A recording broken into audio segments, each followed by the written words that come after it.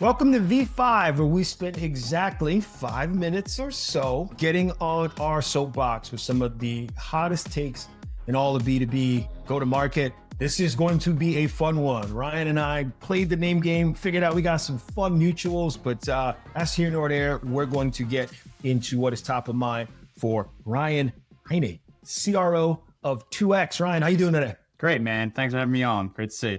Thanks for being on. We appreciate you. All right, so you know how to play, you know the rules of engagement. What's top of mind for you? I had an old mentor who used to always talk about that selling is simple but not easy. And that has, from 20 years ago, that has stuck in my head. And really the idea behind that is there's 4 things that every great seller does. They do consistent pipeline generation. They qualify their deals. They do great discovery. They find the pain. All of that's in the qualification bucket. They build incredible champs that want the deal even more than they want the deal. And then they create momentum within a sales cycle.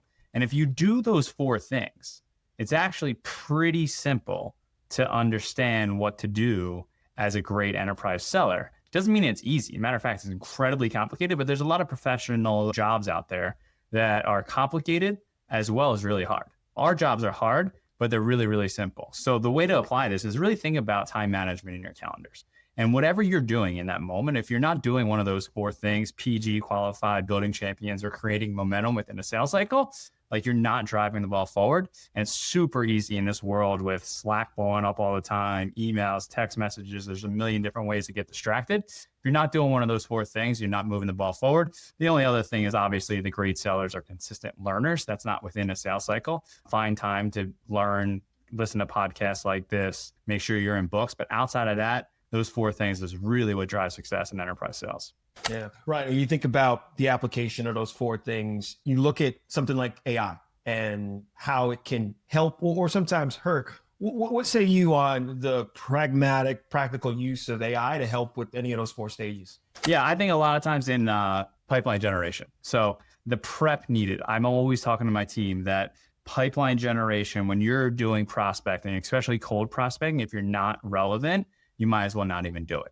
So you can leverage AI from researching earnings or researching the person's past, or, hey, maybe the person did an hour-long podcast. I don't want to listen to the whole podcast. I'm going to throw it in. I'm going to get some key nuggets, and then I'm going to prospect to that. If you're not relevant in your prospecting, cold prospecting is dead. But in my opinion, it's not dead. There's just too many people that are doing it, not well. And the way to do it well is to be incredibly relevant. You can leverage AI to help you with that relevancy and speed down the prep time that we used to have to do 15 years ago when you were prepping your whole Monday to set up yourself to prospect on Tuesday. Yeah, totally. And then just don't want to shift gears a little bit, but I thought the talked about in the pre-call was relevant. How do you see the role of enablement with regard to those really 4 simple things a rep has to do? And where have you seen enablement kind of fall down a little bit in terms of its org structure and place in a modern good market? Yeah. I'm a big believer. It's a little bit of a hot take because it's not completely true, but I always say that sales enablement is not responsible for sales enablement. And what I mean by that is we as CROs or 3rd or 4th line sales leaders, we have to make sure that we are instilling a culture of enablement and learning, especially at the first line leader. First line leader is the hardest job in any company in the world. You're closest to the rep, but you also have the pressure above you. But too many first line leaders don't focus on enable and they think it's someone else's job. So the way we have it set up here at 2X is sales enablement is responsible for the content. They're responsible for the portal and the technology where they can find things. Everything's up to date, our slides, all of that. But the first line leader is really the one that is carving out time in their day to do the coaching. We call it film session, where, once a week, that first line leader meets with one of the reps and they go over Gong and the calls that they had this week. You have to be able to do that because your first line leaders are typically also your best sellers within your organization. And if they're not the ones that are doing the coaching, balls are being dropped. I've seen it all too often from my enablement days, and then couldn't agree with your assessment and clear. I think we can go for it, Ryan, because this feels really good. You had a 3rd take that I think is important. So again, I got my 4 steps. I see where enablement should fit in your worldview, but talk a little bit about the role and impact of community on a seller's ability to scale and be effective. Yeah, no, 100%. And really, this is something that I've always done throughout my career, but now shifting out of the enterprise software space, that's where I spent my entire career, into the B2B marketing space. That's what 2X does. I've realized the importance of community. And we talk a lot about, and you hear probably people on this podcast before that talk about like, outbound is dead. It's not outbound dead, just people aren't going to respond if there's not some sort of sense of community around them. So if you look at what you're doing on this podcast, or I talk about like Todd Bustler from Champify, Carta puts out data around pre-IPO stock. If you are not creating a place where you can keep people in your orbit, because you want to sell to people that are in a buying decision timeframe, right? You want to sell to people that are in market ready to make a decision. But the trick is, how do I keep those people in my orbit so when they are ready to buy, they think of me? And you do that by fostering an incredible community. And I think too often, too many sales leaders and sales reps leave this solely up to marketing.